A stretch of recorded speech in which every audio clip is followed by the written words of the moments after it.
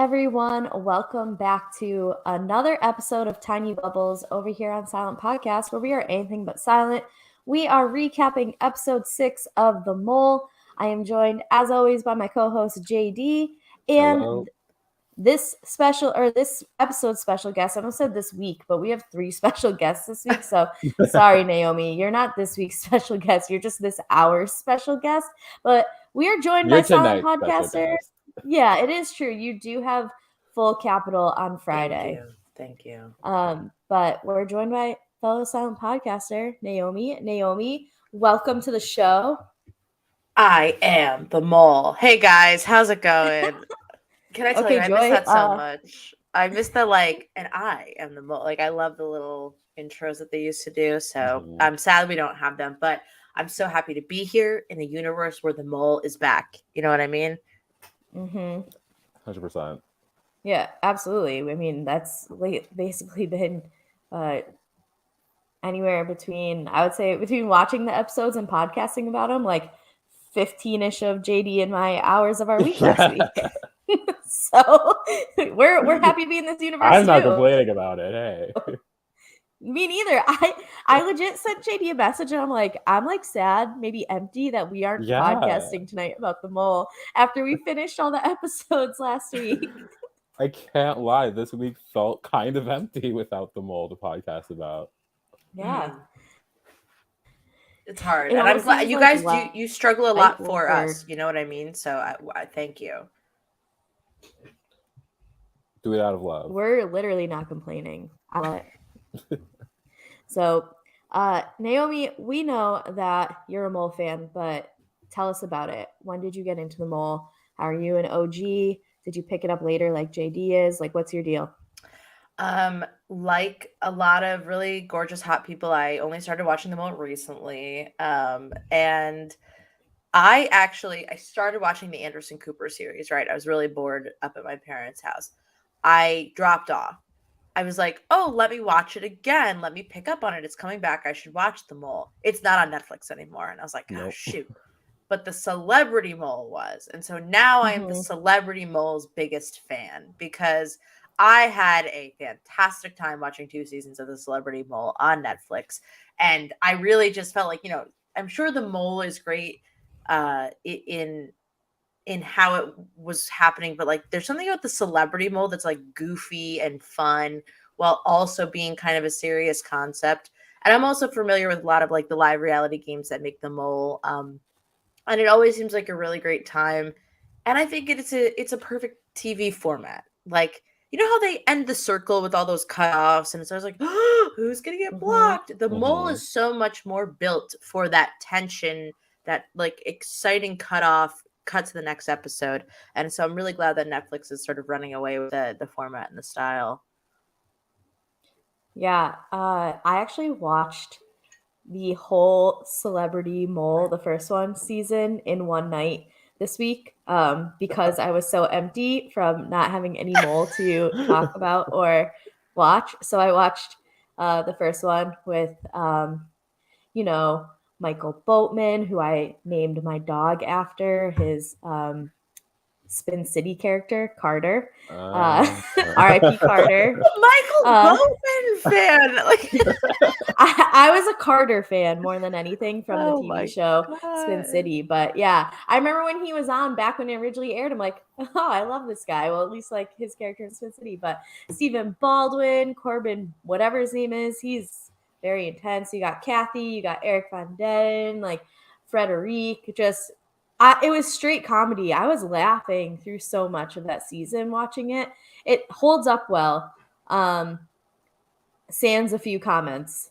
Yeah, I mean, every piece of 2000-something television, somebody says something insensitive. 2003, 2004. Yeah, and it makes it in the edit. But at the same time, it is there's something I love about SD television so much that I can't really explain.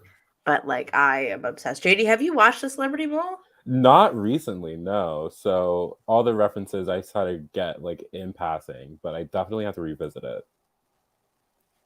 Add it to the queue. Absolutely. It was so good. It was so funny. Yeah, I'll probably crush the second season. sometime either this weekend or maybe early next week. But anybody who watches, all right, so yeah, or me, I'm there for you. So our last episode left us on a cliffhanger, which if you watched the episode 5 coverage with JD, Alex from the Circle, and myself, JD and I had a very, very, very strong opinion about what was going to happen. Yeah. And JD and I were proven wrong in the first couple minutes of this episode. So let's talk about it. We get to the end of this weird dinner bomb situation, which is, everyone's favorite meal, to just be fed unnecessarily spicy or vinegar foods and then have a bomb in front of you. My ideal dinner date. But that's the Wednesday night for me. Yeah. That sounds like dinner with my boyfriend's parents. Are you kidding me?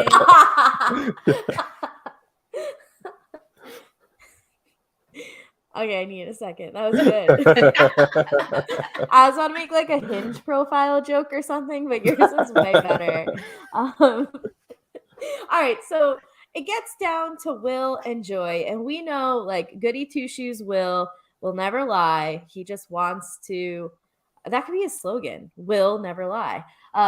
He just wants to win the game, and he wants to put money in the pot. So he's sitting on the detonator. He can't get up. Joy is able to get up. She goes over to like the 2 dinner trays that are delivered. One of them says, "Cut this wire. We put $15K in the pot." The other one says, you don't have to read this out loud, but she read it out loud anyway, that if you take this exemption, that no one gets any money, you have an exemption. And we leave last week where she's like, "I'm greedy, Will. I'm greedy." And we come back to those same words. She wants to win, but then a confessional, Joy is like, "But I need money to win." So I'm like, is Joy going to surprise me here? Is Joy going to prove me wrong?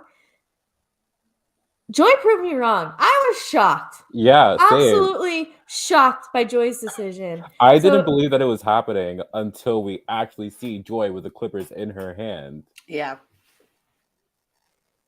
I would have loved to like cut the clippers and just like was trying to like cut the little handle of the tray or something. Like, oh, does this work? Let's see how this goes. Cutting like the card up with the direction.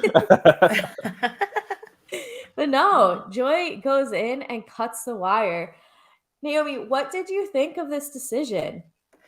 I think it was the smart decision. Now, I feel like a lot of you are on the Joy is the mole train because of the 25K thing, right?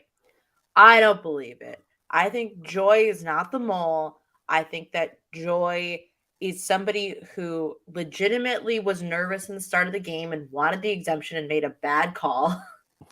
And I think that now she's trying to make up for her bad call while at the same time coming to the understanding that like as the numbers get smaller, you could probably figure out who the mole is a little better. Obviously the inverse of that is that you might go home. But I think that she was right. Take the money. It's $15,000. Essentially, like they would have thrown her out of the house if I think if she didn't take the money. And I think that's almost worse, is like you would rather behave a little bit moley and have people think you're the mole and get it wrong and they go home instead of you, than you get the exemption and make it through one more round. She made a comment that if she steals the exemption, the team won't trust her, to which my question is, did they ever? I mean, they trusted her enough with the map twice. So I feel like there's like misplaced trust, let's put it that way. I also would like to say that I'm not on the Joy is the mole train just because of the 25K. She has sucked ass at every single challenge. Like, it's not just that one. It's all of them. I am convinced that Joy is a pilot for maybe like Spirit Airlines or Frontier, because I just don't understand otherwise. Yeah. What is like how. And in addition, I think that production might have sat her down and been like, you're not the mole, right? Like, what are you doing?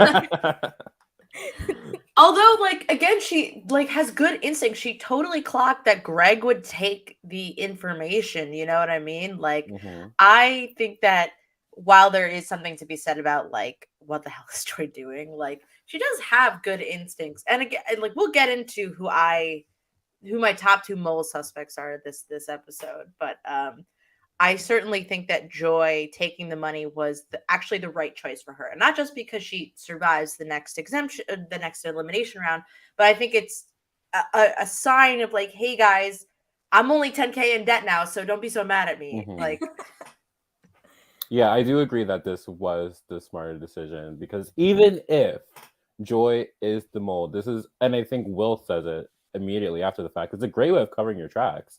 You know, actively adding money to the pot is something you can always point to if you ever catch suspicion of being like, if I'm the mole, why did I just add 15K to the pot single-handedly, you know? What was I going to say? I had a point. Oh, I do love this idea, and especially Naomi with your background. I had people message me and be like, we know that Joy takes the exemption because we see the money blow up in the trailer for the season. Right. Hilarious. And so, you know what, Netflix and mole people, producers, thank you. Thank you for being a little deceptive in your trailer, because that is refreshing in a way. I know that other people were like, oh, well, that's like the last thing that could have been spoiled from us or for us from the trailer. And the fact that we weren't is so refreshing. I am so happy with that. And Naomi the Mole, which I didn't realize you had that as your name tag until right now. What do you think of the whole production standpoint of doing that to us? Well, I really appreciate that this production understands that the mole is all about like constantly deceiving the audience.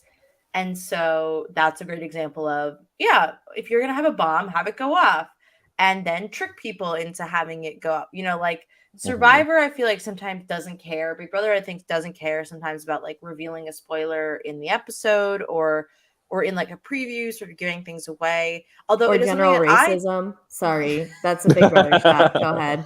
Yeah, Survivor doesn't care about a lot of things, but it's something that I think about very strongly when I'm watching like live reality games, because if I can see that somebody has a different color buff on than the team they start on, I know that they've made the swap. Like, I'm like, you always want to stick to like the first two episodes, or when you see people in a challenge, like on The Amazing Race, I think there's like clips of people doing a challenge. You're like, okay, well, I know they make it to freaking Dubai or wherever they go because that clip's there. And I love that the mole is fucking with us. I love that they're including a lot of stuff that we don't actually know where it belongs in the timeline. And I think that most importantly, the mole is always trying to put suspicion on everybody at all times. And so what greater way to put suspicion than to have a promo that teases something that doesn't actually happen?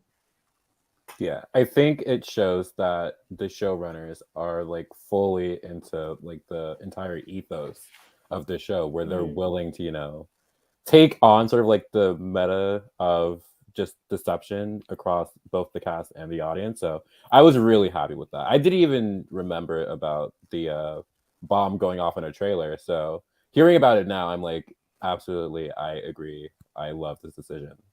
Yeah, I'm awful at paying attention to that stuff. I take it for very surface value. I'm like, oh, the mole's back, yeehaw! And that's the extent of what I'm thinking about. Not like, oh, when does this happen? Going back and inspecting it.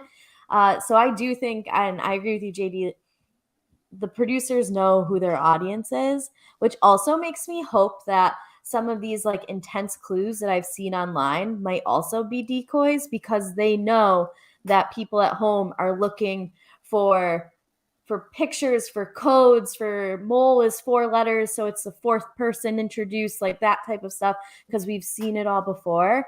And that alone gives me hope that, like, especially the people I saw the intense clues for might not be the mole overall. So I haven't said who that was, and I'm not going to, because I don't want to ruin anything for anybody.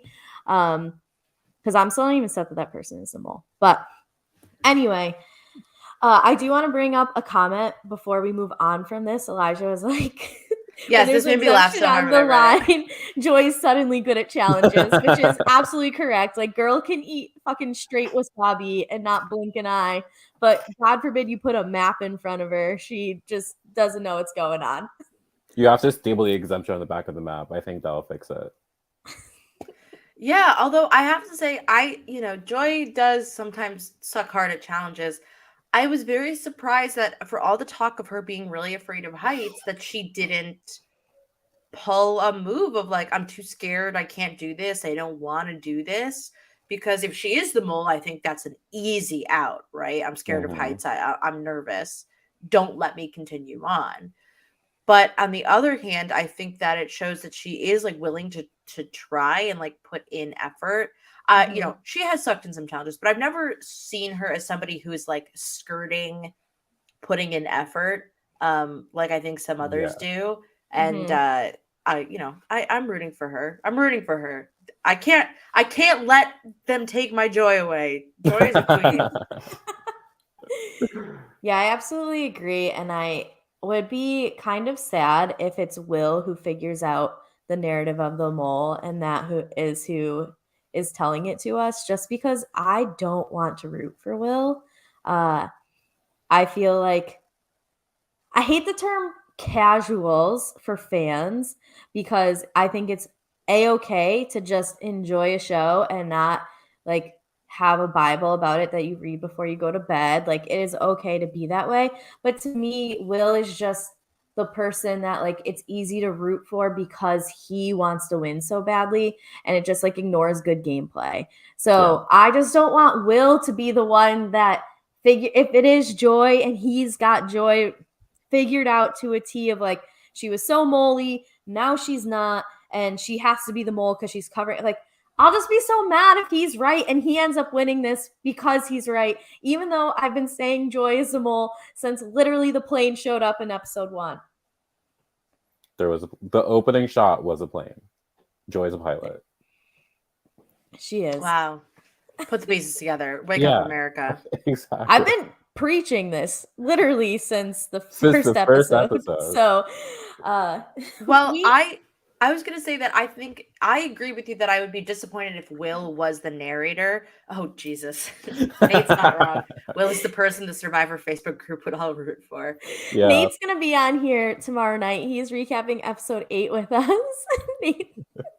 Nate says he's the person that Survivor Facebook would root for. Sorry, I cut you off mid-sentence putting that comment on, but it made me it's okay, Nate, you're not wrong. Thank you for that. I feel like what I'm frustrated with is that because Will, really we're getting mostly two like theory narrators, right? We're getting Will and we're getting Avery.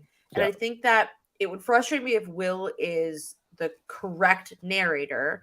I don't know that he is, but I think that because it would be like, oh, we have to trust this strong man's opinion, and we have to trust this buff guy and everything he says because he's our leader. He's on the straight and narrow path. He's a good guy. He wanted to bring back Dom. What was his name? I literally forgot it. Dom. He wanted to bring back Dom, which also good on Dom. Dom almost getting in. That was I was shocked. Narrowed it down to a coin flips chance. Under discussed, I think. But in general, I fear that will give the narrative of who the mole is, not because like he's the only person to figure it out, but because he is like such a strong narrator and such an authoritative figure within the group that we're just gonna get him fucking saying shit all the time. Although I have to say, not to skip too far ahead, I thought he was very astute about Casey this episode. Yep. Yeah. We'll get there. We will. So let's move into our quiz and elimination. I felt like we got a lot of insight from the players on who they were putting their questions and their suspicions on.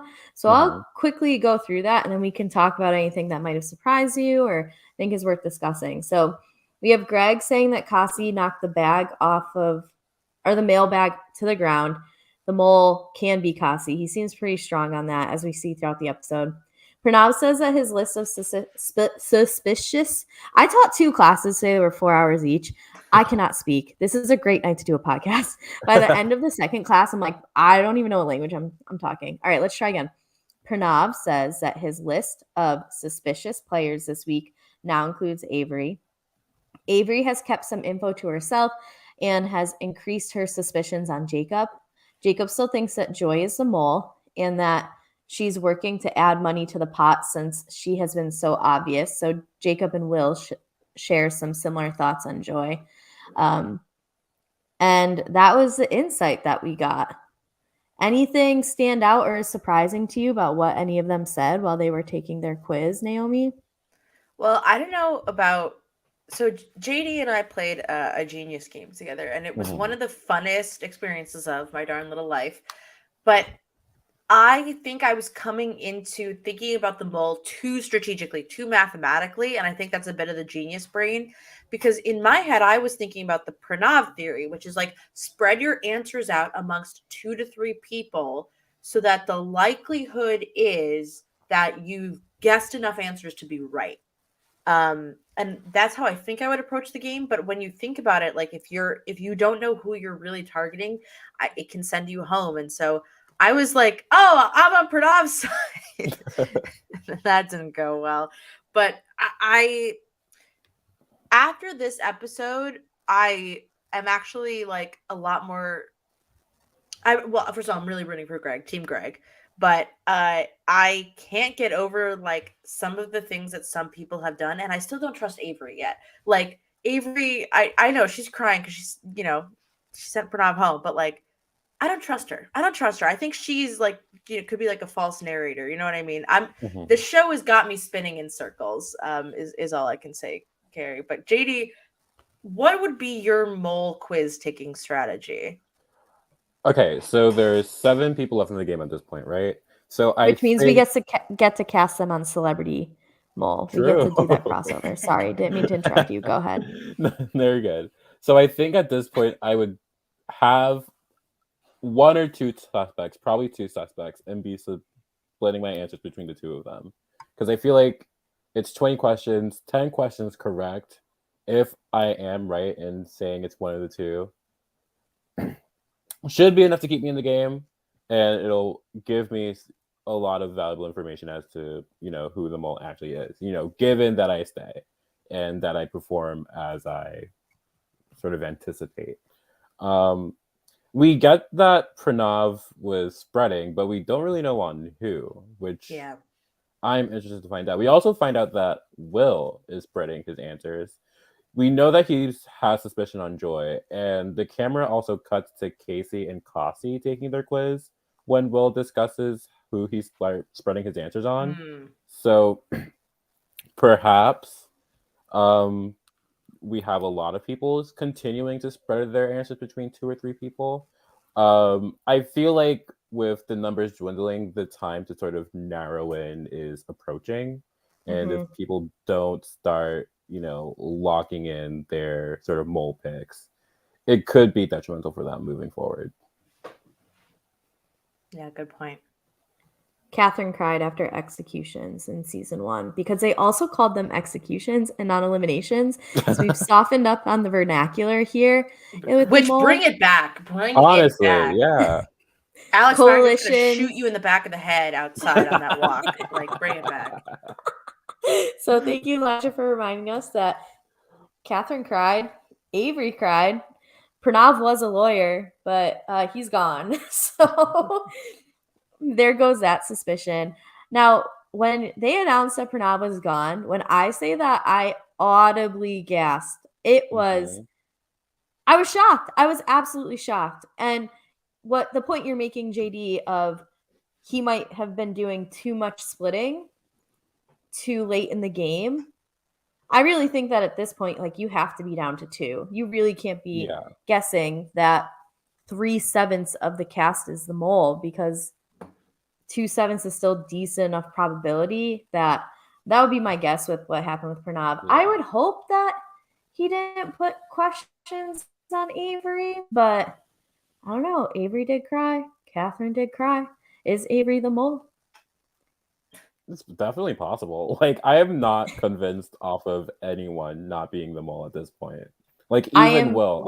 I'm convinced Will. If Will ends up being the mole, I will do something drastic. Like legitimately drastic. I don't know That's what, I was but just gonna say that's what's so frustrating to me is that like I feel like out of all the people we find the what has Will done information the least, like what makes Will potentially the mole. And Mhm. I would love to know more of like how do other people feel about him? Are we just intrinsically trusting him? Because so often he's in charge and you're like, why the fuck does he get to be in charge? Like it just I wish we were getting more suspicion cast on Will because I feel like he deserves it. I agree. we talked about that with Alex, right? Of really the closest thing that Will has done to being the mole is just be so unaware of the abilities of everybody around him because he places everybody in their roles. And Yeah. people fight back a little bit, but what he's good at doing is letting someone speak up first. Like for example, Avery, hey, I'll critically think for us. And he was like, absolutely not, because I want Pranav and you two can't be together. And then it ends up being the two people he wanted. And I mean, in the mission later in this episode, it's really one of the first times that they stood up to him and said, "Nah, dog, like we're gonna do what we want to do." I would still be shocked. I just think there's a 0% chance that he's the mole.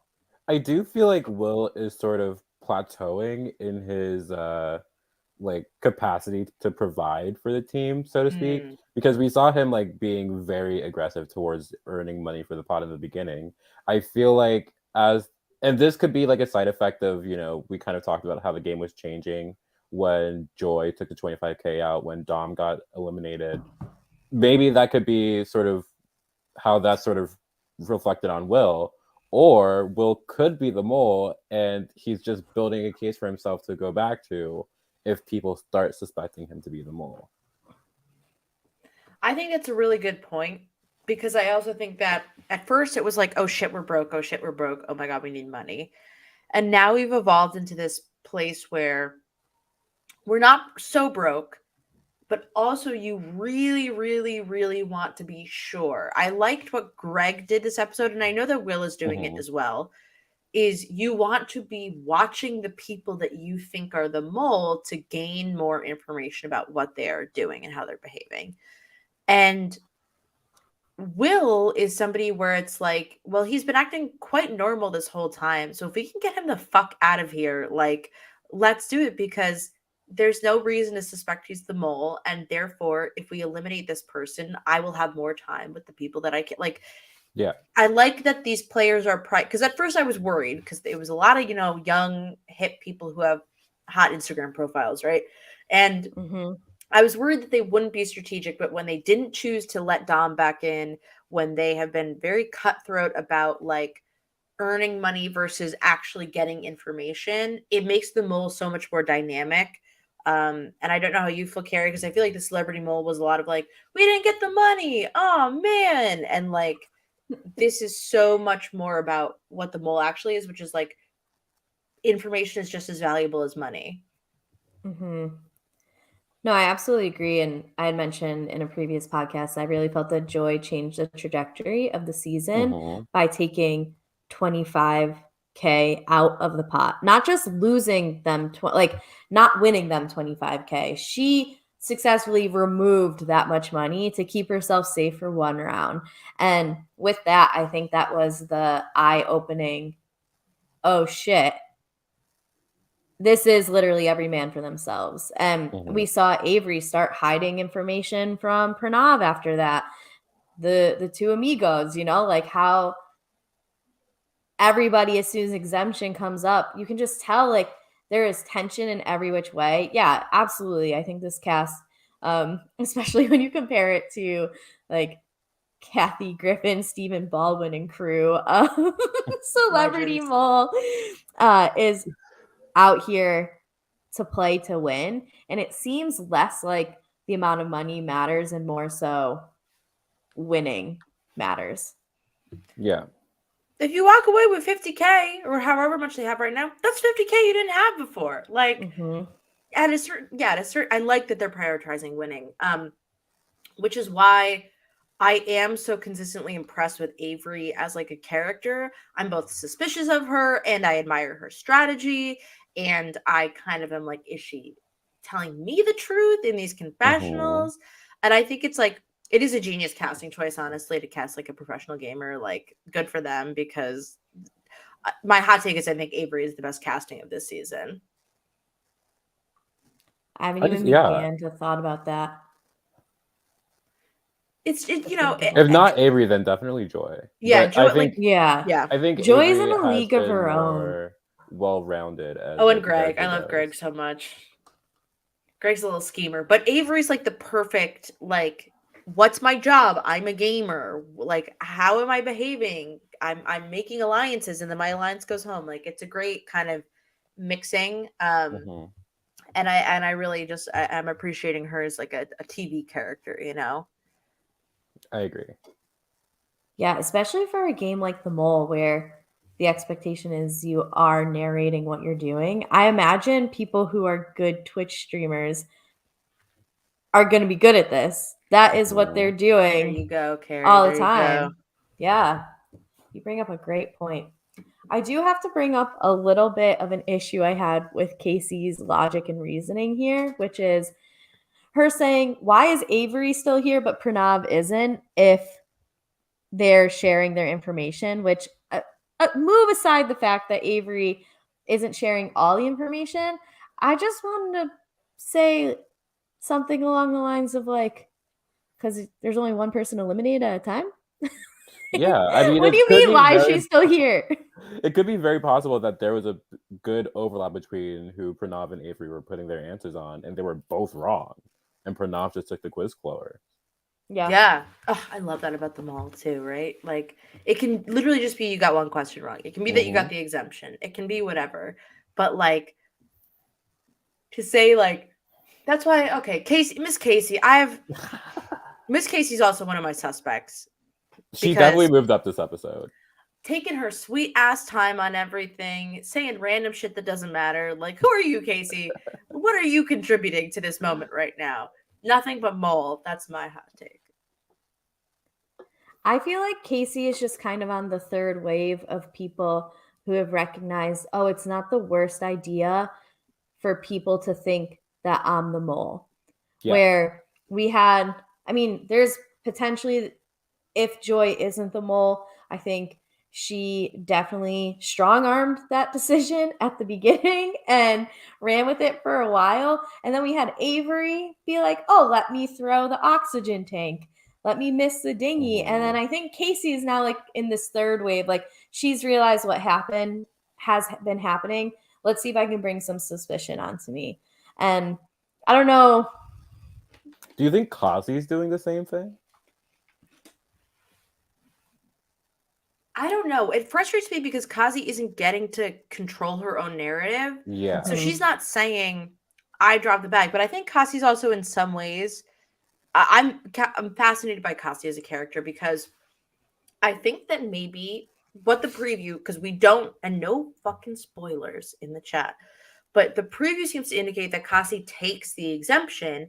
And I think that's because Kasi has realized that she's like, doesn't have as much information as the other people, is on the bottom, and either she's the mole and genius, be the first person to take the exemption, or she has realized that she is just like not at the same level as everybody else. She hasn't put a lot of suspicion on herself. And at this point, it's like final 7-6, like, you might as well like just take an exemption when things are tough. Although I just wanted to bring up Ricky's comment about why do we believe Avery was not miscounting the money herself, placing the blame on Jacob. I mean, I think Jacob's dumb as a rock, so he probably was counting it wrong. But I don't think there's a reason not to believe that Avery was also doing the same thing. we know, we learned from Avery whether or not she's even telling the truth about Jacob miscounting. That's still left up in the air. Avery herself could either A, not be fixing Jacob's mistakes, or B, just fucking up on her own. Like, we don't know what the truth is. Yeah, it does seem like her confessionals have been building her up in a way where we can trust her narrative, and not saying that that should be what we're doing. But to me, that's at least how we are supposed to perceive her, because she is getting the opportunity to explain her strategy in what she does. To bring it back to what Naomi was saying, like, Kasi has not really. What has Kasi talked about in terms of her own gameplay? Not much. I don't think we've ever learned what Cassie's like point of view was, even taking a quiz. Or like who she thinks is the mole. Like, yeah. But I would love to like educate this season after the fact. Like, are you over the top mole? Are you under the top? Like, what is the educ of the mole? Because I think that we've had a lot of suspicion cast on a lot of people who are in the end, but at the same time, we are forgetting a lot of people on the outskirts in this way that allows us to sort of say, well, it could Cassie, who cares about her? And then you kind of lose focus on a player who's in the final 6, and you're like, wait, what the hell? I want to think that everybody could be the mole. You know what I mean? Yeah. Except Will. Okay, so let's keep going. They make it seem like the players are about to turn in for a nice night's sleep, but then we have Alex literally frolicking across the porch of this cabinet that they're staying in. So funny. The way she was like skip jumping, perfect. I love her. I say it every episode, and I will continue to say it every episode. She's so funny. She's so good. Legend. She's so good. It seems like she's enjoying it, and even if she isn't, she's doing a great job pretending, and that's all I need from you. You've tricked me. You're the mole of the mole hosts if you are not enjoying it, Alex. So they wake the players up. It's like 3 a.m. They have to drive to, is it like Blue Mountains or something? That sounds like it could be a Netflix show as well. But something that I thought was funny was with them in the car, how Jacob's driving and like Alex is sitting shotgun. Like even Alex is like, go ahead, Jacob, you got this. You drive us. He must be the mole. He knows where to go. True. Yeah, otherwise. Who had the map this time? It wasn't Joy. Well, clearly not Joy, because they got to where they needed to go. On time, at least. But I did have an issue with the fact, because last week when I was like, why is Joy navigating from the back seat when there's only 2 people in this car? And Alex, very rightfully so, said, well, cameras, blah, blah. They still got Alex in the front seat of this car, and we got her on camera. So why is Joy navigating from the back seat last week? Still sketchy. I agree, but it probably was cameras because of the way the shots were set up, but like this is just all GoPros in a car, you know? But I guess because it's so much less significant, which is a shame. Also, you're in the car, but you have to sit in the back seat. Oh man. Yeah, Will just like scrunched up in the middle there. That was funny to me. But I like this challenge. Like I'm a big fan of a challenge where you have to constantly make decisions that people can mistrust. That's what the mole is all about. It's like, you know, split yourself up. I wish they would do things like, or they've been kind of doing it, you know, I need 2 runners. I need 2 people who can climb the ladder, you know, like all that shit. I missed that a little bit, but this was, I think, a great challenge. I really enjoyed it. I don't know how you guys feel. I still don't think the mole has missed with the challenge yet. I love the challenge. I love the entire, like, sure, you might be out of the group, but you're still actively participating in the task. Like, it's just so good. And, like, such a diverse range of missions when you look at it all together. Let's take a second to describe this challenge. So what happens is everybody has a backpack and they have a canister in their backpack. 3 of the backpacks have $10,000. 4 of the backpacks have nothing. And the twist on this is that the mole decided which 3 people would be carrying $10,000 in their backpack. And there's 3 checkpoints within this mountain that they have to climb. So they not only have to get to the end of their mountain excursion, but they have to do it within a certain amount of time, and they are basically dropping people off along the way. So if they don't finish the task, their backpack is not included in the potential winning. But before they even start, 2 people are designated to not even participate in any part of the mountain climbing. They just have to stay back at the beginning, no chance to do anything. And the group has to decide which two are going to do that. The two that get picked are Greg and Kasi. What do we think of these two being paired together to not participate, and like how the group got to that decision in the first place? Where were you guys with this whole decision-making process? JD, what did you think? I think this was probably among the safer pairs to set out like immediately for the challenge. Like we find out at the end that Kasi did end up having one of the canisters with the 10K in it. But when you look across the board at anyone else, you have probably, aside from these two, Will is probably your safest option, or maybe Jacob. But both of them were so adamant about like participating at least in some portion of the challenge, where it's like, okay, so if we're not going to pick either of them, Kasi and Greg, sure. I think that's right. Jacob did have not Jacob. Will had a good point when he was saying like, when you want to double bluff, like, wouldn't you sit there and say, okay, well, it's obvious to put it on. It's a physical challenge. It's obvious to put it on Will. They'll think it's obvious to put it on Will. So what if I don't put it on Will? So I won't put it on Will. But then what if I do put it on Will to sort of counteract their bluffing? And I thought it was a smart decision from him. And then when they sort of pivoted away from it, I was like, oh, okay, all right. But I guess he was wrong. They were right. Putting it on Kasi, I think it's interesting. If it is Kasi putting on herself, it's a genius move.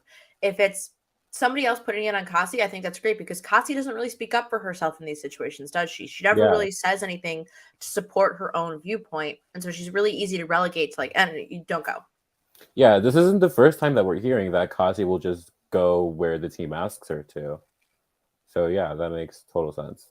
And it could be that Kasi's just like playing up to that persona, so that, you know, when she's in positions to make decisions, she can sort of do her own thing without it being like super questioned that much. And within this, we get Greg using the original mole final three logic of the two of us. Oh, I even looked up their names so I wouldn't forget. It's Steven and something. Shoot. Steven and Jim. They are like, we're insulating the mole. We both know who the mole is. We're not letting anybody else get near her. You're not finding out information. The less details they have, the better. And Greg takes that approach of, I think Kasi's the mole, and the only person who is going to get to spend one-on-one time with her until I don't think she is the mole is me. So good for Greg for slyly advocating for what he wants to benefit his game. Greg is legendary. Okay, easy. Like, I love him. I mean, I've been on board with Greg since the first episode. I haven't. I've been behind just behind the times with it. He's grown on me, I will admit that. And if I were to exclude what I thought was an incredibly misogynistic comment that he made about Sandy, I have liked him a lot more since the beginning. He annoyed me because, again, like I said, he strikes me as like, oh, I'm the smartest person in the room. But as I also have described, now that I expect those types of comments from him, they're easier to take. At first, I'm just like, who the fuck is this guy? And who does he think he is? And now I'm like, here's Gregging again. Haha. But yeah, I did have an issue with his comment about Sandy. Otherwise, I'm slowly growing in a more positive way towards Greg. But I did appreciate how he explained his theory, and that also, it's that type of stuff, like the views that Greg gets to explain in his confessionals makes me think he's not the mole. Yeah, I think that's right. I think that Greg explains a lot of strategy. He accessed information, which I actually think, you know, you could big brain it and say, well, the mole would lose money for the pot, right? But if you are not the mole, you need information on people. You don't have information, right? It's easy to be the mole and say, oh, well, I'll do it and somebody else will fuck it up. But if you're a person who needs information on other players, you want that. The mole has it already. The mole doesn't need that information from people. Just a thought. I don't disagree. No, I think that's exactly right. So these two get left behind, Greg and Cassie, and the rest of the group goes to the first checkpoint. And at this first checkpoint, they have to decide to leave someone there with their backpack. So we're eliminating another player right away. At this checkpoint, they have to rappel down like 400 kilometers, I think they said. I'm not 100% sure. But it's a big conversation amongst everyone. Who should they get rid of? And we get some insight from the players. Avery thinks that Will, or doesn't think that Will has money, and Casey agrees with Avery. Both Joy and Casey think that they have money in their bag. This next sentence is something I want to talk about, maybe after I read through the rest of these. But Jacob says he wants to go. He wants to finish. So let's hold on to that one for a second. Mm-hmm. The group votes for Will. Majority rules. Even the people back at the beginning, they are in a room with a radio. They get to still participate in the vote. Majority rules. Will doesn't have money in his bag. He's being left behind. Will's mad because he thinks he has to babysit the group. And we get a bit of like a Will temper tantrum in this. Like, no, this is the stupidest thing I've ever heard. And then Casey, like, low-key tries to quit. It's like, actually, you know what? I'll stay behind. I can be a team player. It's not a big deal. And Will pulls the move that I sometimes will when someone says something and then it affects me in a negative way, but then change their mind. I'm like, no. We're going to go with your first reaction. Like, this is what you wanted. Don't try and change your mind now. I've done that. I am very guilty of that. It's one of my favorite moves. Is go and think about what you've done. And then when I'm right, think about that too. So that's where we're at. But I want to focus in for a second with Jacob saying, I just want to finish. Jacob, throughout this whole mission, makes comments like that. He does not say, I think I have money in my bag. He says, I want to finish the challenge or the mission. Nerd. Nerd? I think you mean mole. Yeah. Both could be true. Both is probably true, I think. I think that for me, I suspect Jacob and Casey the most as the mole. That's where I'm at right now. Cassie is like third, but that's really just because like we don't hear a lot from her.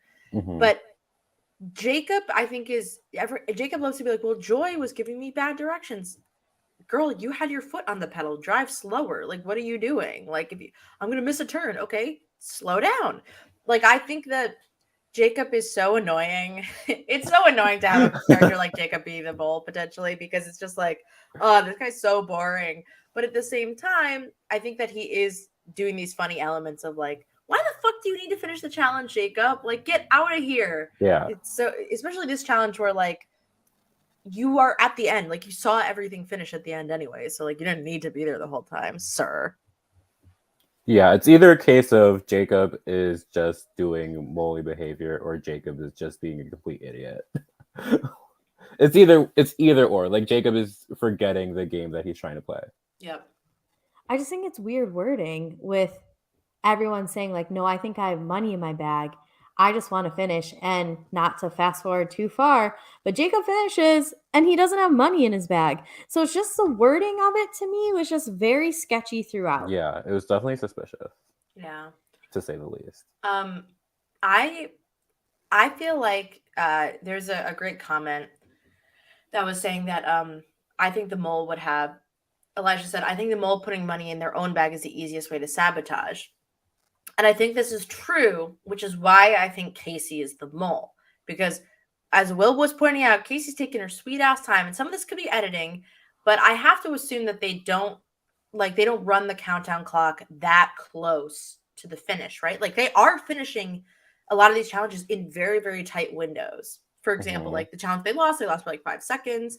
The jail challenge, they won by like 10 seconds or something. Like, they are cutting it very close. Which leads me to believe that Casey is just taking her sweet ass fucking time, crossing this like gorge, and then she has the money in her bag. Girl, let's show a sense of urgency here. Yeah. Mess. I don't know if I believe that she's the mole. I feel like she's kind of doing too much too late. because she's That's where realized I'm at as other well. people did it. And it's like, I'm worried that Casey is falling into the specifically Sandy trap, where all of a sudden she's getting a lot of screen time just to be the next person eliminated. I think it would be fun if it was Casey. But I also, you know what, there's like I was trying to look for clues, and there was like in the back of the room that they go in later, it said like NCK, and I was like, I saw that too. And I was like, what if it's Nurse Casey K? And what's her last name? And then I think her last name is Larry. L, yeah. No. I was like, fuck. Like, I was like, I got it. I finally figured it out. And then it was just totally wrong. I was pissed. Nurse Casey kills, because we're going back to using execution instead of elimination. Yep. Exactly. I mean, in like a mobster context, elimination could still mean kill. True. Yeah, you get your legs broke. Yeah. Yeah. All right. So our next, or Will gets left behind. We keep it moving. The next checkpoint, they don't have to do anything in terms of like leaving someone. They just have to climb up. I think they said it was like 160 kilometers straight up. So that didn't look like fun. Cool. Okay, so stage 3, we have one person who needs to be left behind of the 4. So we have Avery, Casey, Jacob, and Joy left. So Jacob and Joy vote that Avery should stay. Avery votes that Jacob should stay. Casey says herself, which this is why I can't get behind Casey being the mole, because it's just too weird of a move, you know? Like, what? Now we're self-evicting? I don't think so, Casey. I don't think so. So the votes from the radio, so Will still gets the vote. They left him on the side of a mountain with the radio, which I guess is kind. Mm-hmm. And Will says to send Casey across. So he doesn't even want to vote anyone out. He just wants to make sure that of those 4 people, Casey gets across. Okay, Will. But honestly, I think that's a good shout from Will, like to still exercise that kind of authority over the group, even though you are not actively with the group. I mean, besides, well, no, at this point, Will is the only one like in the game by himself, because we have Greg and Kossi back at base camp, and then all the other 4 players are still here making this decision. So for Will to be able to take authority of the group and say, no, make sure Casey finishes, like I think it was a good play. Especially to back what he thought was true. Yeah.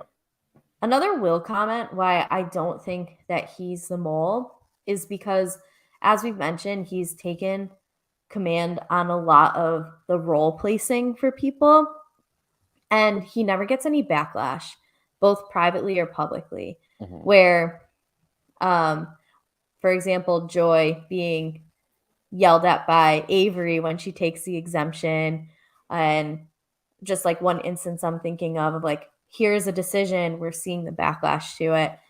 None of Will's decisions get backlash, and there's been plenty of times that his decisions have cost the team to at least have someone in a position that didn't benefit them. So in this case it did, because as we know, Casey crosses despite having 3 seconds left and having a full-on tea party with the guy who is putting her carabiner on the ropes. She's like, what? Where do you guys think of these things? He's probably like, I didn't. Is it always this windy? Guy. Yeah. Is there a wind machine on? Did you guys pick this on purpose? Casey, go. So Casey makes it across. Jacob goes very quickly. It's like Jacob has these ropes set up in his backyard at home. He practices this. It had Leroy and his like in the challenge where he's really good at the event where you have like the rope over your feet and legs and you like scurry down the log and scurry back. It gave me that type of vibes. Like I didn't even see Jacob cross because I was typing something. Like I did not actually see. It happened really fast. Boom. So we have Jacob making it across, and Joy went first. And Joy's little pep talks to herself of no fear, no fear, no fear, no fear. I love it. Me thinking about who the mole is, and it might be Will. No fear, no fear. I did appreciate that she says, if you say I can't do something, I'll do it, and I'll kick mud in your face. So just getting it done is not enough. She's going to go find some mud and kick it in your face. She starts pouring your water bottle out of the ground. And then just... yeah. Joy, where'd you get that mud? It hasn't rained here in 3 weeks. Sorry, had to do it. Got to live up to my confessionals. So we have a great question here. If Jacob's a mole, should he have gone slower? If Jacob was the mole, he would have already known that there was no money in his bag. So I'm not sure it would have mattered too much whether he went fast or slow. I think the question is like, are they getting time checks? Can you go, Alex, how much time do we have left? Because if you can, then I think, Jacob, you would want to know how much time you have, and you would want to slow down so you could possibly slow down Casey. Right. Or you try to go last. But on the other hand, I think that at a certain point in that game, you're right, is that like, Nate's right, is that like the only opportunity to lose money, if you know where the bags are, because you know that Joy has it, you know that Casey has it, is trying to slow down the clock and make it so that you miss. So I'm just curious to know if Alex like is giving them like a, hey, 5 minutes left kind of, Bakers, you have 5 minutes, you know? I think that Alex probably doesn't. However, they have had some very exact timing on their own. I think that they have watches that they're allowed to use. I think that exact timing left with Pranav, unfortunately. Yeah, yeah, that's true. Pranav took the team's stopwatch home with him as his memento for the season. So, and I think that we have a great comment here from Brandon saying it could have blown over because people would have questioned it. He is a firefighter. Like that. That's true. I just feel like that's also a fire maneuver is to, when you're at home, set up your clotheslines in the backyard and scurry across them for fun. So I think it could go either way. I'm still caught up on Jacob continuously saying, I just want to finish. Not, I think I have money. I just want to finish. But yeah, that's where we end it with that mission. So we have Casey and Joy who end up with money in their backpack. So it's 20,000. Jacob doesn't. And we find out the person who did was Kasi. Okay, Mole, back at the beginning, putting money in your own bag. I see you. I see you. I accuse everybody of being a mole. I mean, you kind of have to at this point, right?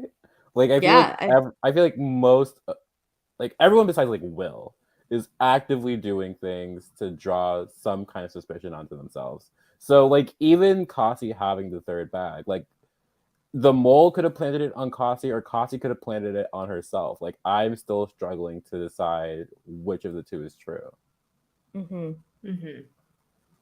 Everything is possible. Yeah. And not to jump too far ahead, but I have to skedaddle in a little bit, but I want to talk about this next challenge that they're faced with a little bit. Because I think if there's anything to cement the Kasi is the mole theory, it's going to be what she chooses to do in episode 7. None of us have seen it, so we don't know. But I think that like Kasi is somebody who could come out of nowhere and behave really mole-ish, like you're saying, Carrie, and then go home. I think it's much more likely that Kasi gets that like Sandy edit than Casey, because Casey's kind of been a character for a point in time. But what a great fucking other challenge. Like every time I think the mole is done with challenges, they're like, you know what, we're just going to throw in something else. We got basically 3 challenges this episode, right? That's crazy. There's so much happening, and they're always managing to tell it in a very effective way. And I'm really impressed by how much they can really cram into an episode. Yeah, I agree. I appreciate that the editing has taken the approach of like following the journey of answering the question of who is the mole. The one thing I wish was different is seeing a little bit more of the like interpersonal relationships, because I feel like we're not going to get a ton of that anymore, especially with Pranav gone. Like Pranav and Avery was like the one relationship that we were able to sort of like follow along. So to not have that anymore, I think is a little unfortunate. But between the missions and you know the overall mystery of finding out who the mole is, like I can't complain too much because it's still very enjoyable. Mm-hmm. I also appreciate that in every single episode, I cannot think of a single time where I'm sitting there wondering, why are you showing me this? Why are you wasting my time? All 45-ish minutes of every episode matter to the context of the game or are exciting to watch. So, I mean, like maybe the one thing is the first execution elimination where they went through everyone to get to the final 3. But even then, I understand just for us to to get some suspense, cool. That, and even if that's your biggest complaint, then what is there to complain about? But I do agree with you, JD. Give me the live feeds. Yeah. Give me the quiz results. I would love to see a little bit more of these interactions. Absolutely. Yeah, I think we do know that like their only times that they interact are when they are together. So like what they do not get to interact like when cameras are off. Oh, they really? are secluded. Yeah.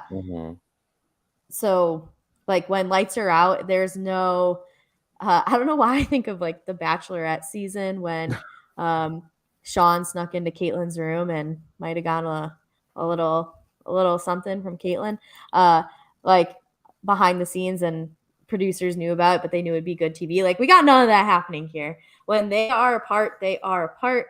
That's also probably because that's when the mole gets their information from production as well. It's like they can't. That also might be true. Yeah, you can't have people out and about potentially seeing like, oh, why was this producer coming out of this person's room or whatever.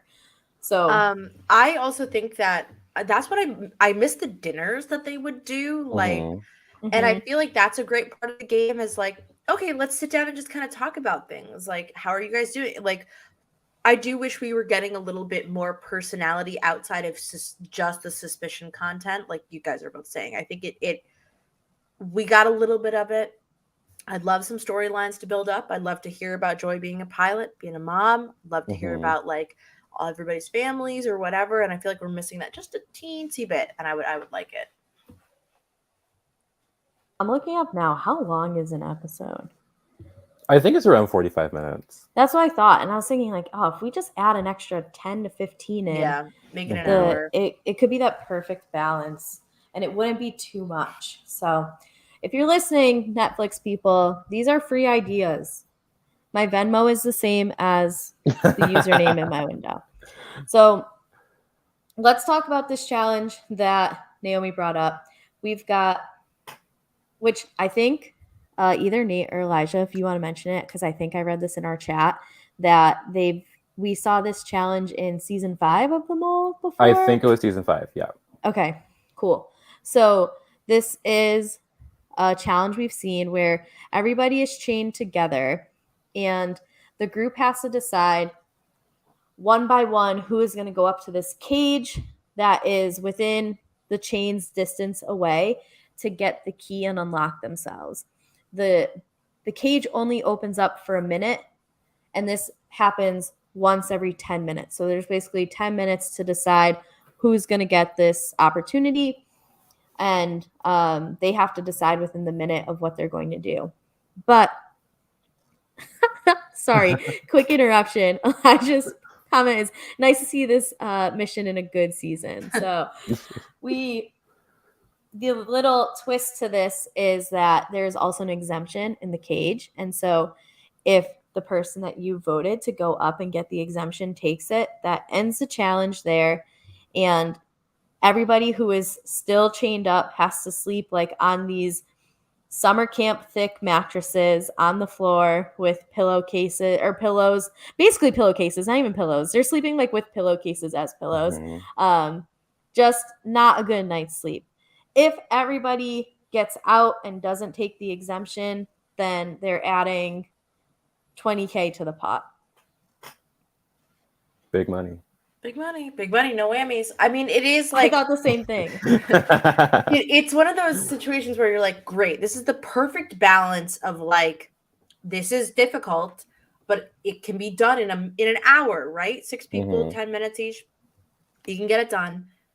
Everybody has the opportunity to fuck it up. Like, that is why I love this challenge so much, is like, it really, and you know, JD, not to bring it up again, but it reminds me of The Genius, where you really have your own prerogative at stake. Like, the order of how they go, the who goes first, and not only that, but like, what if you go in the middle and you let a couple people go ahead of you so that you can like, oh, well, I gave you the opportunity to go in the house, you know, like there's so many elements to it that I think one person can fuck up, and that's exactly what you want on the mole. I miss The Genius. I gotta start watching Netherlands, but it's just like a perfect opportunity to sabotage, which is what the mole needs. Like you said, like it's one of those, I feel like it's a unique opportunity for everyone to fuck up in front of everyone else. Where usually you're split off in a task and you're only really exposing yourself to 2, 3, maybe 4 other people. Yeah, great point. So the group has to decide who they're going to send up first. And the conversation we get is, well, let's have the most trustworthy person go first. So Will votes for Jacob as the most trustworthy. Greg doesn't vote. The Survivor Facebook group would like a word with you, Naomi. And Jacob says Will. So each we got white man voting white man, white man voting white man, and then all the women. Oh no. No questions. We've got a robot Kari again. Oh no! Am I back? Yeah, you said white men voting white men, and then you got cut off. Oh well, you know what? That's a great place to get cut off, actually. So we have the men voting for each other, but then the women chime in, or like, no. We vote Kasi. Kasi is the most trustworthy of this group. Absolutely. That she's a team player. She always does what we need her to do. Like, Kasi, no questions asked, right? I feel like the more accurate statement there is, instead of Kasi doing what we ask her to, Kasi will go where we ask her to. Whether or not she does what we ask is a different story. I think you got to pick the person who you can guilt trip the easiest. Like, it's funny. I would have put Will in first. I also would have put Will, but I think Will wouldn't have wanted to go first just for an information collecting sake. But this isn't. I think it's for babysitting sake. Yeah. Because don't you have to leave the warehouse? My glasses. Yeah, you can't. Don't you have to leave the warehouse like once you are unchained? So you don't have Will's moral compass that is pointing directly north towards winning to be there to persuade people. And I think on the other hand, I wonder if Casey or Joy are people who can be guilted a little bit more easily, because my next thought would be, pick the people who you can really, really fuck with and be like, how could you do, you know, like Avery was yelling at Joy last time, right? Yeah. Yell at him again. Don't do it. Please don't do it. Like, just give them the sort of the waterworks and try and get them to not choose the option. I think would be also a great strategy. Cassie, really? That's who we're going with? Like, I think that's so funny. She ends up being the group vote. So she moves herself towards the box. When it opens, she takes the key out. Everyone's like, oh, thank you. But then she pulls Greg with the dossiers and is like, now that I'm unlocked, it's easier for me to grab this exemption, bitches. That exemption card sure is shiny. Yeah. Yeah, it looks like she takes the exemption card out of the box, and that's where this episode ends. It gets cut off. Do we think she, like, once it's out, is it out? Like, can you put it back in? You're like, nah, just kidding. Gotcha. I think you have up until the minute elapses to make a decision. Oh, so she could. So until that box closes, she could put it back. Yeah. Oh. Yeah, it'd be funny though if she kept it and then, like, you know, was like, oh wait, I didn't want it. She does unlock herself though. That's the funniest part, right? She unlocks herself and then it's like, I could really go for an exemption right now. Yeah. I sort of have to scoop, but I just want to like my last thoughts on this episode are that like I was so sad that I couldn't keep watching because what a cliffhanger. I feel like cliffhangers on the eliminations are less exciting. Cliffhangers on like what's actually going to happen in the challenges is much more dynamic and fun Absolutely. to watch. And so I'm so glad I got to be here with you guys because what an episode. Oh my god. Thanks for hanging with us. That was good. Yeah, we appreciate having you here. So we always ask people at the end, and then JD and I will, I think, have a little bit more conversation to finish up. But your mole picks are Casey and Jacob? Casey and Jacob for right now, although Miss Avery could come out of nowhere and just body slam us all, you know what I mean? Like I haven't stopped thinking about her, you know. But I'm on the team Joy's not the mole train. That's me. And I'm gonna look like a dumbass in like 2 weeks when the mole. It's 1 week. We find out a week from today who the mole is. Oh, okay, thank God. We get Taylor Swift's Midnights and the mole all in one day. God bless October 21st. It's a big day for Kari. My Super Bowl. So, Naomi, thank you. We appreciate you greatly. Go do all the important things you have to do. Yeah. JD and I are going to round this out. Yeah, listen to Star Wars The High Ground. Me and Katie. Okay, bye. Bye, guys. Thanks, Naomi. All right, JD, question for you. Yep. Is first, let's talk shit about Naomi now that she's gone. Just kidding. But, I could never. No, she's amazing. She's so funny. Would you take the exemption if you were voted the most trustworthy? It's tough. Like, this is actually an instance where I would struggle to make that decision. Wow, our agent of chaos. Yeah, I mean, okay, so if I'm not feeling confident about who the mole is, I think 9 times out of 10 take the exemption, because that gives you one more full round of game to try to collect information and try to better your odds for the next quiz. But in front of the entire, well, I guess it doesn't really matter. Like, no one's voting each other out of the game. So yeah, why not? I think ultimately I would land on taking the exemption, if not to guarantee myself another round, to keep it from, you know, the mole who would want no one to get the exemption in the first place, or someone else who, you know, in a situation where it's between me and that person, they end up beating me on time. So yeah, I think almost always go for the exemption, even if it's like betraying the perception people might have of you. Yeah, and I think that it was smart for them to put that perception out there that we are voting you because you're the most trustworthy, because it's not just, oh, let me get this exemption. It's let me get this exemption and shatter these people's thoughts about me. And I mean, you also have to like think, okay, these people see me as trustworthy, but have I been trustworthy? And I think that puts you in a weird situation depending on if you're the mole or not, because if you are the mole, then I think you want to keep that title of being trustworthy. That's true. Yeah. And if you aren't the mole, then you can make yourself look moley by being like, me, trustworthy, idiots, and walk out with an exemption while the other 6 are sleeping on the ground for the night. I think also, like, unless you're like a Will, someone who is like actively making decisions for the entire group, you don't really need to be seen as trustworthy, because no matter what, you're going to be participating in these tasks, like, regardless.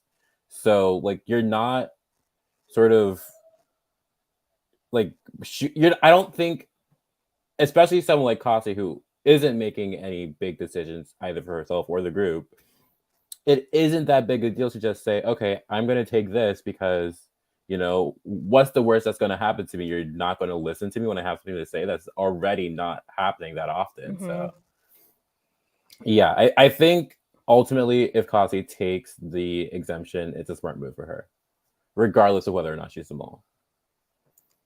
Yeah, I agree with that. And again, Joy set some precedents because Cassie isn't taking money away from these people. Right. She's just not helping at it. Yeah, she's making them sleep in a very uncomfortable situation. It looked like there was only 4 mattresses. It almost made it seem like, oh, we expect at least one of them will not take Yeah. it. That it's a night of bad sleep. Okay, we've all had it. But like you said, no one can vote you out. It comes down to, do you know enough information to stay around? Because you don't even need to Right. know the most information. You just can't know the least. Yeah. And we kind of discussed it earlier. Like there is a world where Kasi is sitting on the least amount of information. Mm-hmm. So yeah, the more we talk about it, the more I like the world where Kasi ends up taking the exemption. Yeah, and it also, if you pass up on it, you're just providing more opportunity for someone else to take it. Exactly. So even if it's a defensive move, defense wins championships. Mm-hmm. There you go. Yeah. I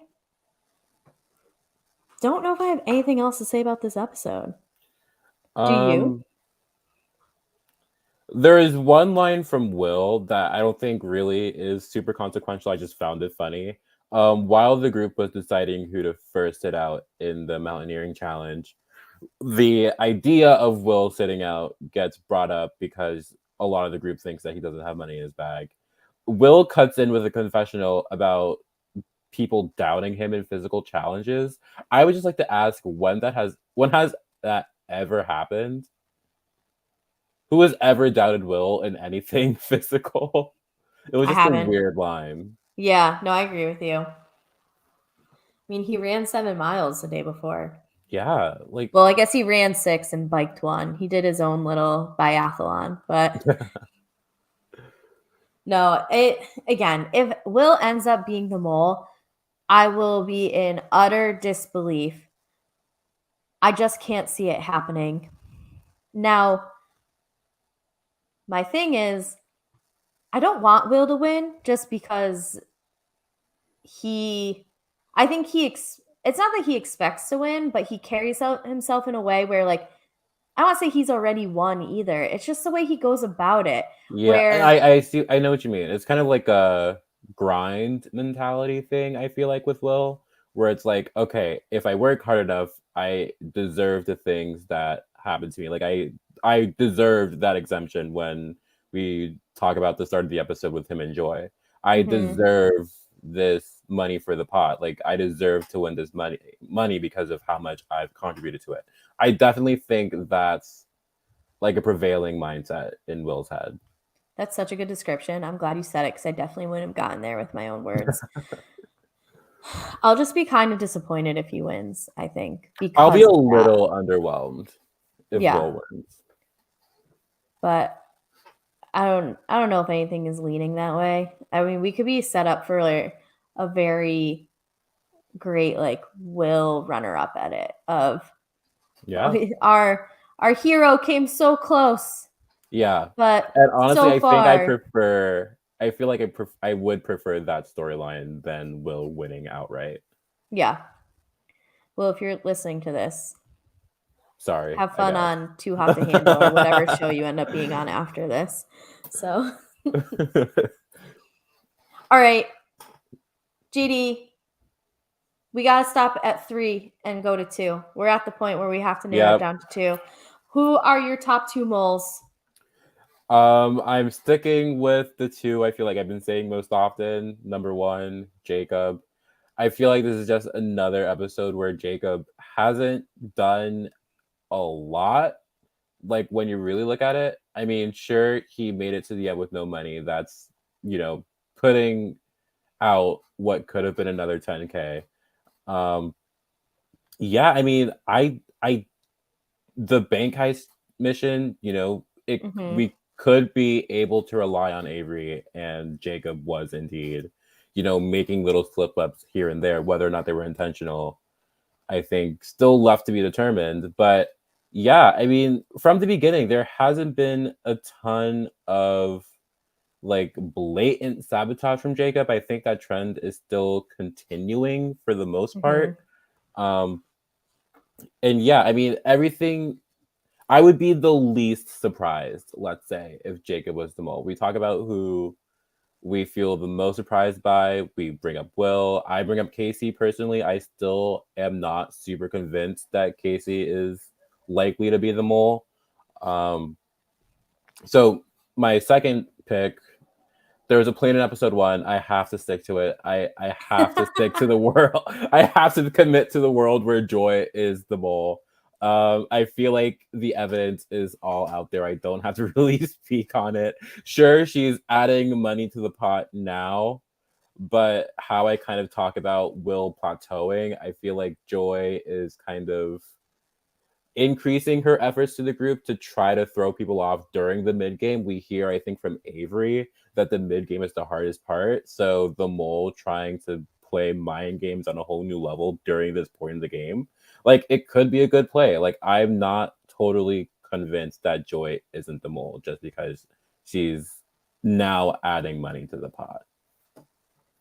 I think it was Pranav who said it in his walk to the Nissan Rogue with Alex, who said that the mid game is the hardest, which makes sense because we lost Pranav, sadly. I'm so sad he's gone. I thought he was a really good character. I thought Pranav was going to win the entire thing.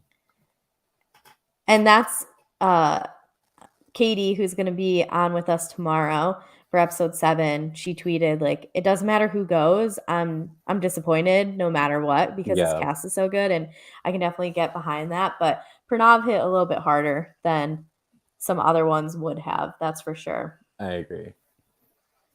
Okay, so I want to comment on the Jacob being the mole part. There is one thing in particular that he has done that, despite his whole sketchy, like, I just want to finish the mission and not, I think I have money, like, especially because everybody else was using that, ignoring that I brought up a lot today. I need to go back to last episode with him and Joy. I don't think if I was the mole, all right, let me not use 4 negatives in a sentence. If Jacob is the mole, I don't understand why he protected Joy the way he did, because he did not throw Joy under the bus when Joy very much messed up the maps in the car. So it, to me, like, if to gain some trust, to throw suspicion somewhere else, like, I don't know. To me, if he's the mole, I think he might have. I think he risked drawing suspicion onto himself in doing that because the entire team is sort of debriefing on their own. So if Jacob immediately throws Joy under the bus, Joy isn't going to just like sit there and take it. Like, Jacob made mistakes of his own during that mission, and Joy could very easily call those out. So it kind of turns into who believes who between Jacob and Joy amongst the rest of the group. But, you know, Jacob does run the risk of someone who might not have been onto him before that point taking a step back and being like, okay, wait, is Jacob the mole and just scapegoating Joy? Maybe. Okay. Like, that's where I lie among the whole, like, why did Jacob more or less stick up for Joy more than anything during I think it's, if he isn't the mole, it makes sense for him to protect Joy and not throw her under the bus because he thinks Joy is the mole. So he doesn't for the want same other reasons suspicion. that Greg is protecting Kasi. Like, he doesn't want other people to have suspicion of Joy. This is my information. In a similar way that Avery did with Jacob in the bank heist of, which is, I mean, that's why I don't think Avery is the mole, because I think that if Avery is the mole, she comes out of that and is like, yeah, I recounted Jacob's and I had to fix so many piles. Like, what the hell? Yeah, and if it is Jacob, I feel like that more or less explains Pranav's elimination. Yeah, unless he did put too many questions on Avery.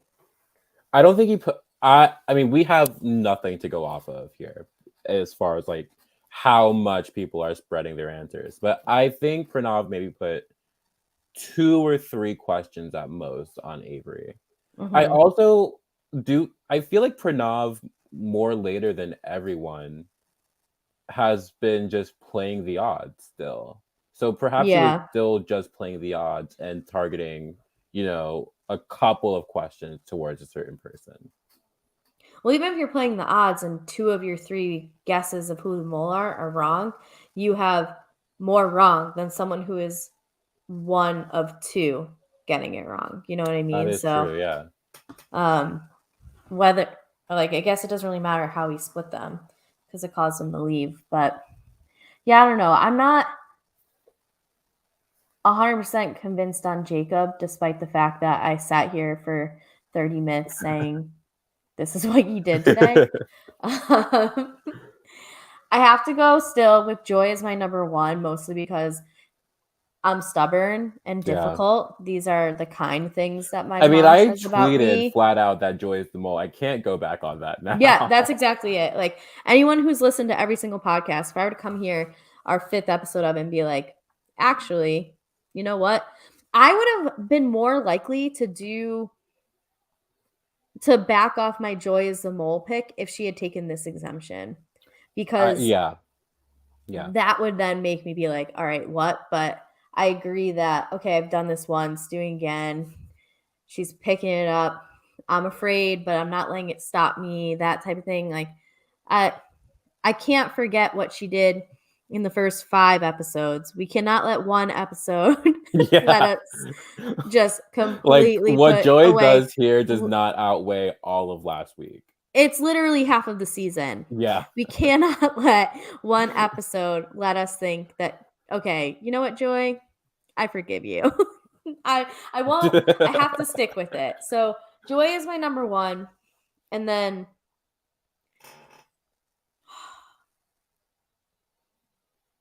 I guess by default, because I'm saying that, like, I don't think Jacob is a mole. Jacob's my number 3, probably. I think I have to put Kasi at 2. Yeah, Kasi's my 3. So I feel like we're on similar pages here. Yeah. Just because I don't think it could be Will.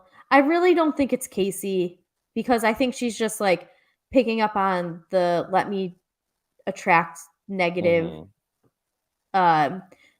like mole Suspicion, energy too late. Yeah. I don't think it's Greg. Which, who else can it be then? Like, those 3. Yeah, I mean, at this point, like, I feel like it kind of has to be a process of elimination rather than, like, just flagging one out outright. Yeah. So I'll go with Kasi, and I guess some evidence for that would be, honestly, the biggest evidence to me for it is, why did you not fight when you were on the detonator? That I just cannot get over, because no, it didn't cause them to lose. They'd still end up winning, but it does decrease their chances of winning, because you just sat there and like, I'm not crying. That's it. That's all you said. Where, like, the very first thing that Will said was like, I have normal food. This is normal food. And Kasi just sat there and didn't say a word about what she had. I don't know. To me, if you're not the mole, you are fighting tooth and nail. Yeah. So that's my biggest piece of evidence. Obviously, there's other things along the way, but I'll leave it there because we've definitely talked about a bunch of them already, including her having $10,000 in her backpack, knowing that she's not going to put up a fight to stay. Oh, you want me to stay here? Okay. All right. Kasi. But no, it's still got to be Joy. Gotta be Joy. All right. Well, the good news is we still have 2 episodes left. Are you going to watch the next episode right after this? Like, what's your game plan? You going to watch it tomorrow morning? I think so. I think I'm going to watch it as soon as we log off for the night. I'm debating if I want to watch it, because then I have to take notes, and I just don't know if I want to take notes tonight. Yeah, I think that's true. Going to. I love the mole. I love watching it. I love podcasting about it. I love the work that we've done with it. Like, I'm obviously biased, but I think we're putting out very good content. The one No, we negative definitely is are. I have to take notes while I'm watching it because I'm podcasting about it. So it's not just like, oh, let me go enjoy this show. I'm enjoying it, but there's another task to it. So I think that if I'd had a normal work day, I would do it after this, but I had to teach 70 nurses today over your brain 2 needs 4-hour some rest. classes that I'm just ready to put on something where I don't have to have my laptop in front of me. So I think it'll be tomorrow. The suspicion will kill me, but I'll wake up like first thing in the morning and watch it. Like I'll probably sleep with my laptop next to me so I can just like wake up, sit up, reach over, have my lap desk on my bed as well. So I don't even have to get up and just get this done. So I'll be watching it tomorrow morning. What'd you say? Living in luxury. Please. I've had this. Okay. Like I had it since my grandma got it for me, and my grandma's been dead for like 10 years. So I've had this for a long time, but it's so convenient because a lot of the ones they sell now are small. I tried buying my boyfriend one and I thought it was bigger. Apparently I just like didn't read the measurements. Mine is like a good size. So it's just got like a little bit of padding underneath it and then just flat. Like it's nothing fancy. But my grandma used to clean houses for a living. And when I say clean houses, she's dead, so I can say this. She would maybe like take a thing or two that she thought her grandkids would like. So I think she picked that up for one. So she walks into like a random person's house, takes one or two things, and gets paid for it. That sounds sick. Where can I sign up for that? No, she cleaned the houses, but to be fair, I used to go to the houses that she would clean, and like she cleaned some hoarders' houses. One summer, there was like one room that it was just like a bunch of boxes, and there wasn't a lot of room to like maneuver around. That they offered me to like go through all the boxes, everything in there, and clean it out, anything that I thought was important to let them know.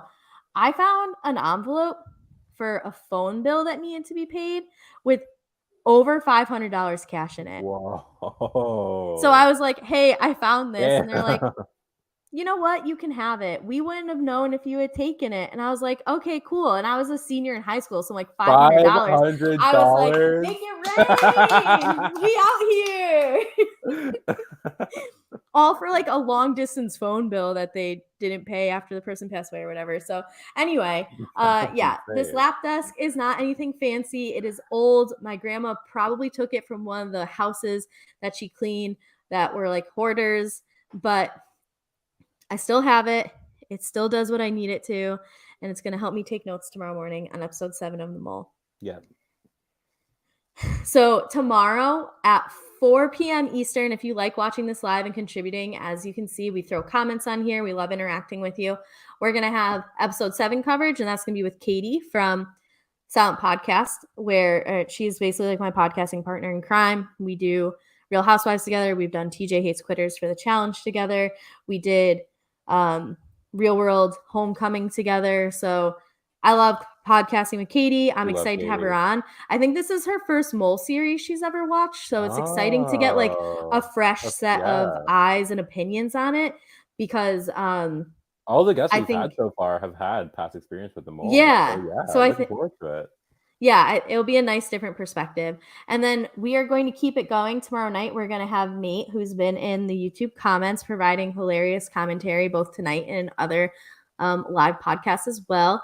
So he's one of my like OG Mole friends. We co-hosted, and by co-host, I mean Nate did all the work and I was the personality, a game together. He was my OG alliance partner, like my first ride or die in any sort of these games. So excited to have that podcast coming up tomorrow, and that'll be at 8 p.m. So we're doing all of our coverage within basically 24 hours of the day that it drops. I won't say when it drops because I couldn't stay up till midnight Pacific to watch. No.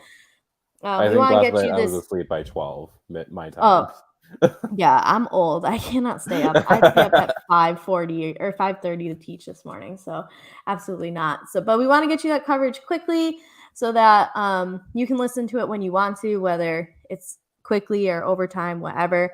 But we're trying our best to bring this to you. So let's round this out. JD, how's the hot air doing over on Twitter?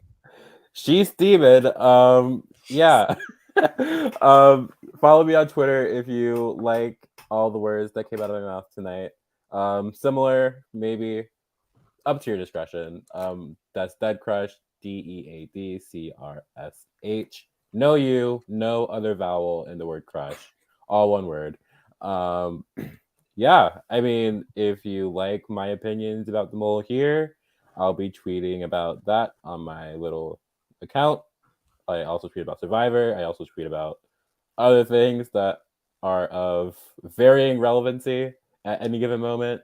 So if that's your vibe, come check me out. Should I catch up on Survivor?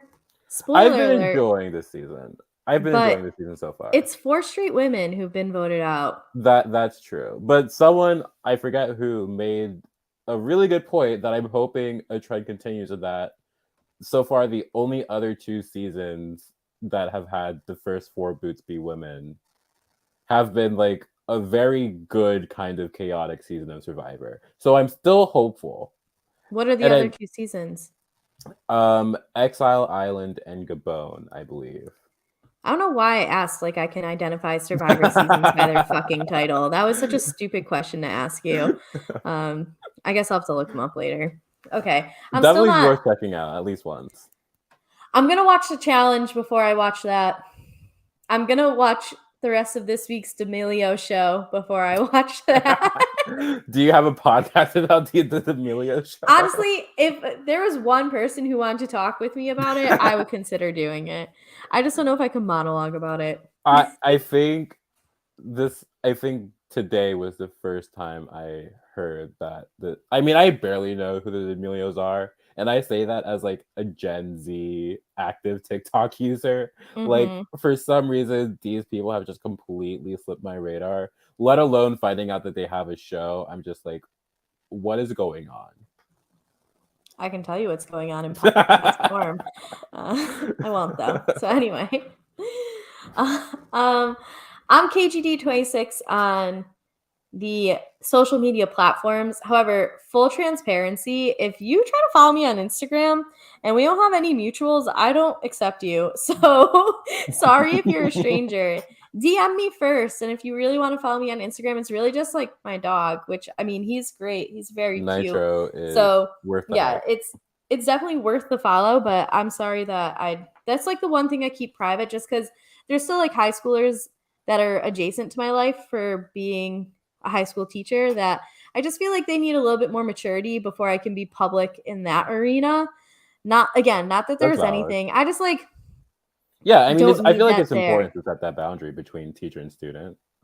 Yeah, like I mean, given I'm not their teacher anymore, but there's like 5 friend requests in my Instagram inbox or whatever of former students from like the day I quit being like, can we follow you now? And it's like, absolutely not.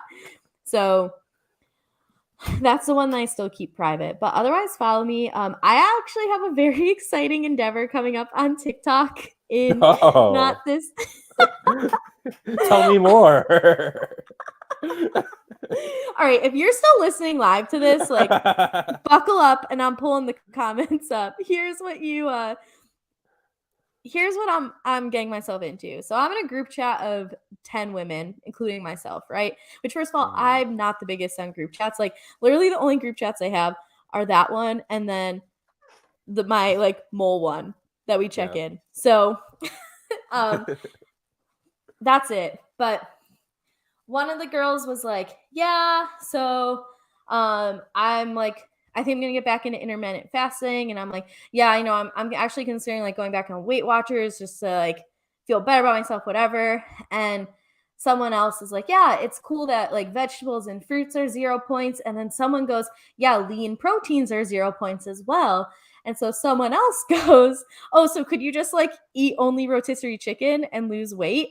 And me jokingly was like, hey, don't tell everyone my plan. And then someone was like, actually, can you try this? And so I committed to eating only rotisserie chicken for a week. Like rotisserie chicken for breakfast, lunch, and dinner. Only rotisserie chicken. Oh my god. That's so funny. I'm going to do this. So I'm going to Denver next weekend. So when I get back that week, conveniently lines up that like my boyfriend's gonna be out of town for like the beginning part of it. So I don't have to worry about like going out to dinner or whatever. When he comes back, he's gonna have to work. So there's not gonna be like any let's go grab. So like distractions out of the way. You could always just be like, let's go grab Boston Market, right? Do you have Boston Markets in Chicago? There is one. The closest one I know is like a decent drive away from me where I'm happy. Just like give me the Jewel Osco chicken and I will eat it. I haven't had rotisserie chicken in a long time and I actually genuinely enjoy it.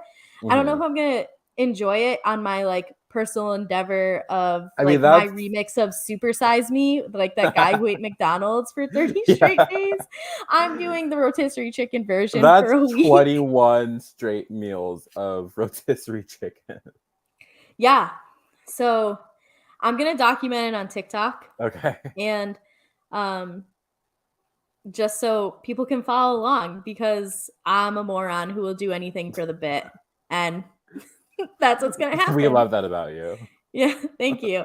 Yeah, I told my roommate last night, I'm like, all right, Brett, I need to let you know something. So this like upcoming week, I'm only going to eat rotisserie chicken. And he was just like, he just laughed and was like, okay, so.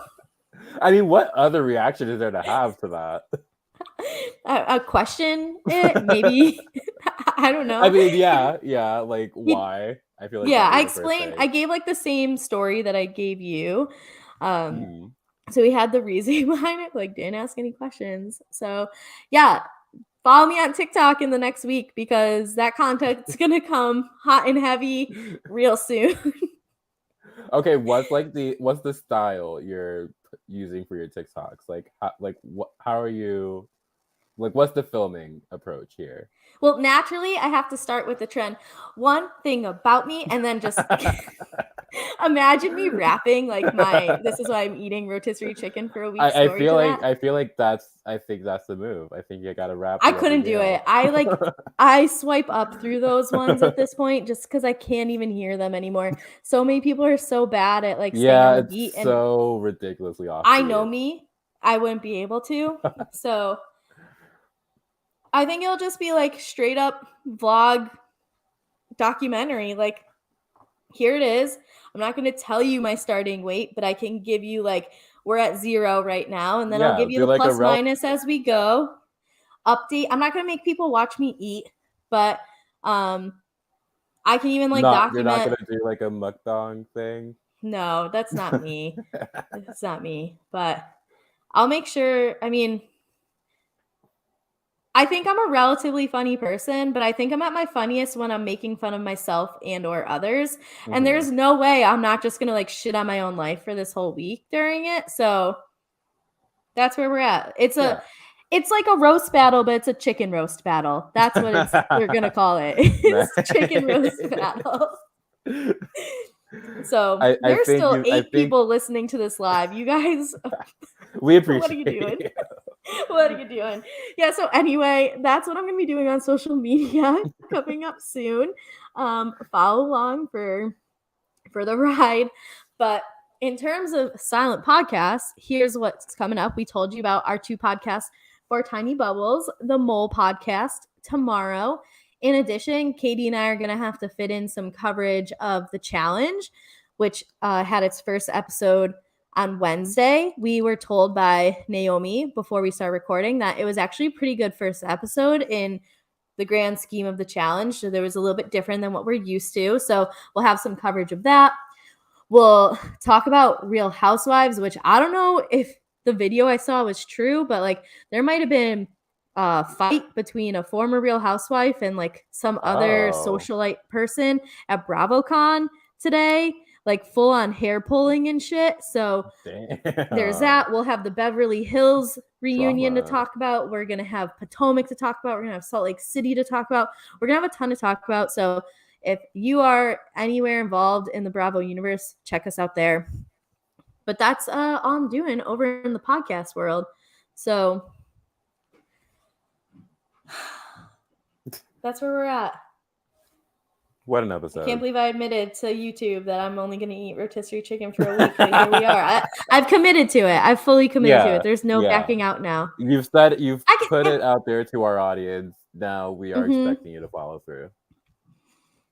if what's his face can eat McDonald's for 3 meals a day for 30 days, 7 days isn't that bad. Yeah. A week will go by like that. Hopefully. Hopefully. All right. Well, until tomorrow at 4 p.m. when we are joined by Katie, and then until tomorrow again at 8 p.m. when we are joined by Nate. We hope you enjoyed the coverage. We hope you enjoy episode 7. We're going to do that pretty soon, and then we will talk to you about it tomorrow. So until then, thanks for listening. We appreciate you. And if you want to sponsor one of my rotisserie chickens, Venmo me at KGD26. Bye. Bye.